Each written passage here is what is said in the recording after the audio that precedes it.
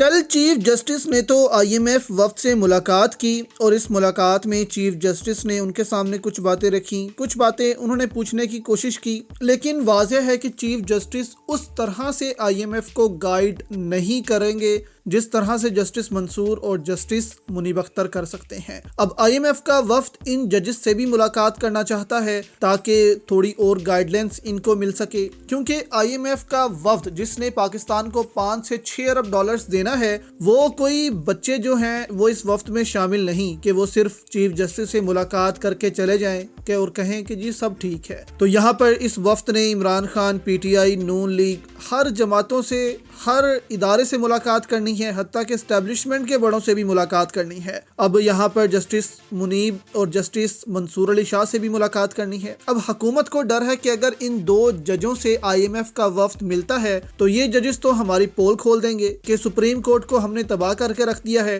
Supreme court کا گلا گھونٹ دیا ہے، سپریم کورٹ کو قتل کر کے رکھ دیا ہے۔ اب مشیر وزیر اعظم رانا ثناءاللہ نے آج نیوز کے پروگرام اسپاٹ لائٹ میں بڑا بیان دیتے ہوئے کہا کہ حکومت سپریم کورٹ کے 2 سینئر ججز کے خلاف ریفرنس پر غور کر رہی ہے۔ انہوں نے بتایا کہ یہ ججز ہر معاملے پر خط لکھ دیتے ہیں جس کی وجہ سے سپریم کورٹ میں معاملات ٹھپ ہو جاتے ہیں، یعنی کہ انہوں نے جسٹس منصور اور جسٹس منیب کی طرف اشارہ کیا۔ منیز جہانگیر کے ساتھ خصوصی گفتگو میں رانا ثناءاللہ نے کہا کہ ان کے خطوط میڈیا کو پہلے مل جاتے ہیں جسے مس کنڈکٹ سے جوڑا جا سکتا ہے۔ انہوں نے یہ بھی کہا کہ یہ ججز ہر معاملے میں خط لکھتے اور بائیکاٹ کرتے ہیں جس سے عدالتی کارروائی متاثر ہوتی ہے۔ انہوں نے چیف جسٹس پاکستان جسٹس یحییٰ افریدی کی غیر جانبداری کی تعریف کی اور کہا کہ اگر انہیں اسلام آباد ہائی کورٹ میں نئے جج کی ضرورت محسوس ہوتی ہے تو اس پر اعتراض نہیں کرنا چاہیے۔ رانا ثناءاللہ نے آئینی عدالت کے قیام کا ذکر کیا اور کہا کہ تحریک انصاف اور جے یو آئی کے مطالبے پر آئینی بینچ بنایا گیا تھا، لیکن تحریک انصاف جلدی الیکشن پر بات نہیں کرتی۔ انہوں نے پارلیمانی کمیٹی کے ذریعے دھاندلی اور 26 نومبر کی تحقیقات کے لیے آمادگی ظاہر کی۔ تو ان باتوں سے دوستو آپ اندازہ لگا سکتے ہیں کہ آئی ایم ایف وفد کو جسٹس منصور اور جسٹس منیب اختر سے